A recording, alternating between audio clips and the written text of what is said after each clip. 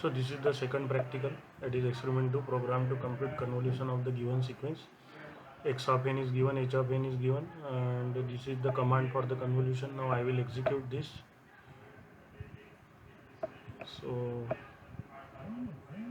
So this is the result that you will get. You can make changes here, and you can get the other results of the convolutions also. And you know the how the convolution is performed graphically, analytically, and graphically.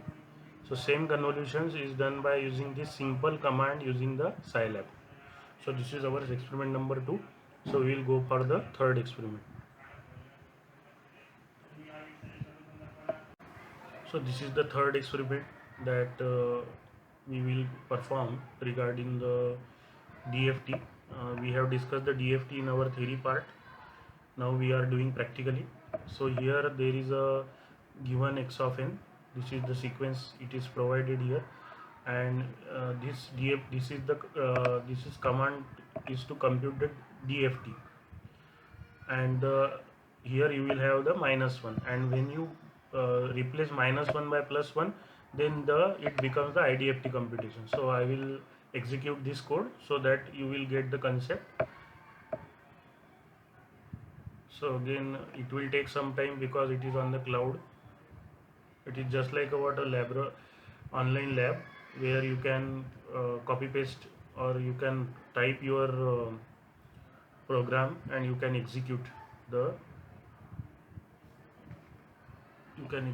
the results. So it will take some time.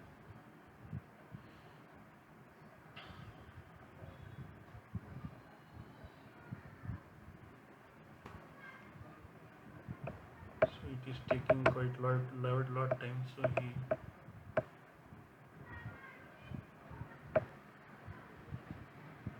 there is a error at the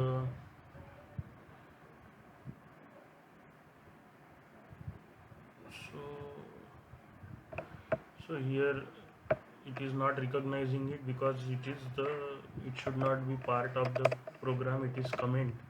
So now we will execute this.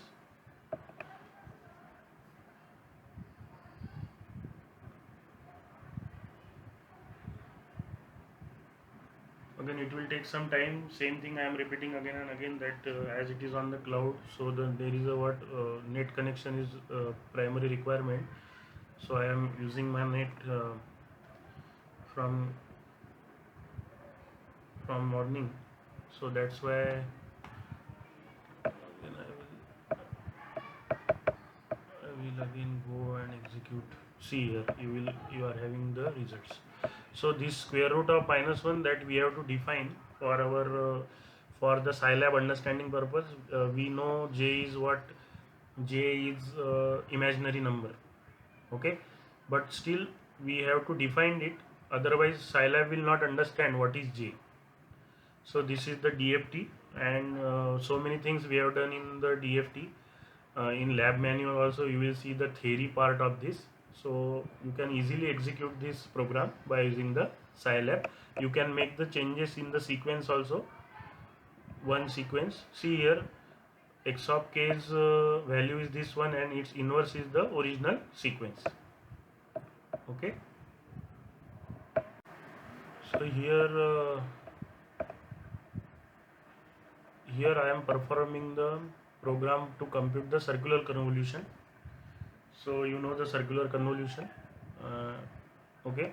So first of all, what we are doing, we are computing x1's FFT and then x2's FFT. Then if you multiply x1 and x2, so you will get the new sequence, that is the again FFT.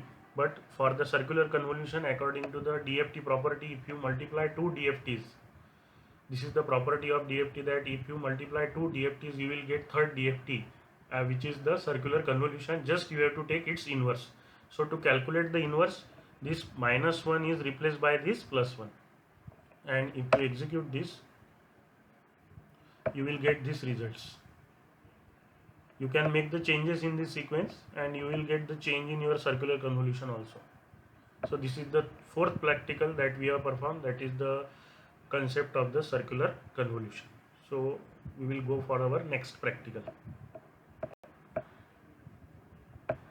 So this is the another program, that is we are now determining the Nyquist rate for the given signal. This is the given signal 50 pi. So see here, to define pi we use the percentage sign in Scilab, because the you cannot write pi directly here, so that's why the percentage sign is required. So this is the given signal 50 pi, 30, 300 pi and 10 pi. So while calculating the Nyquist rate, we are not focusing on amplitude.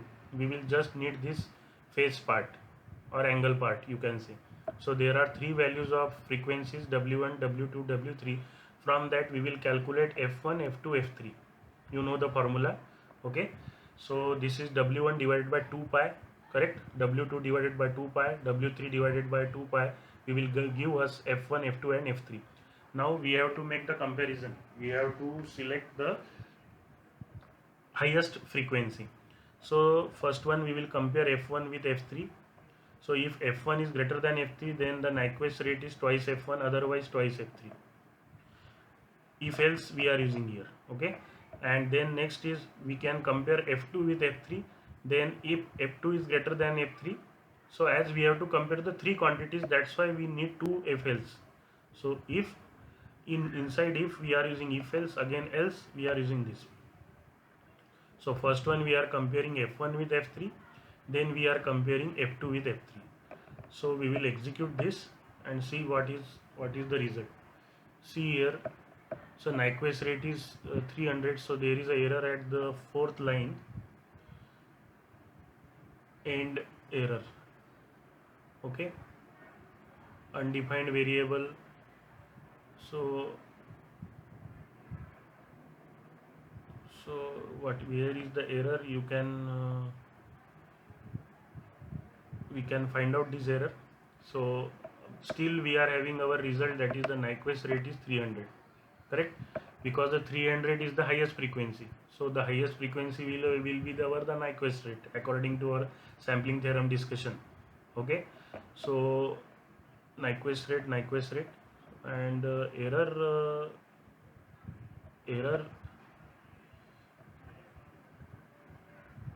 undefined variable message. So this is not error at the end.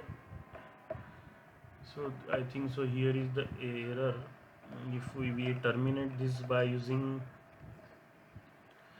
if we terminate by using this, so if you execute this, so again you will not get anything. So still what I will do, I will execute this program.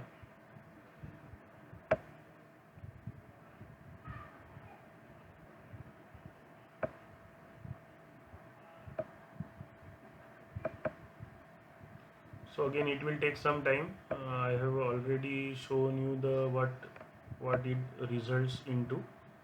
So here we need see Nyquist rate is available. So at end also I think so there is a error. So here you don't need this end, I think.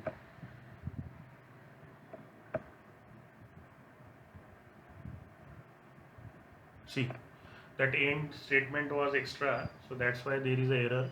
So we have solved our error, we have corrected our error, so we are having results.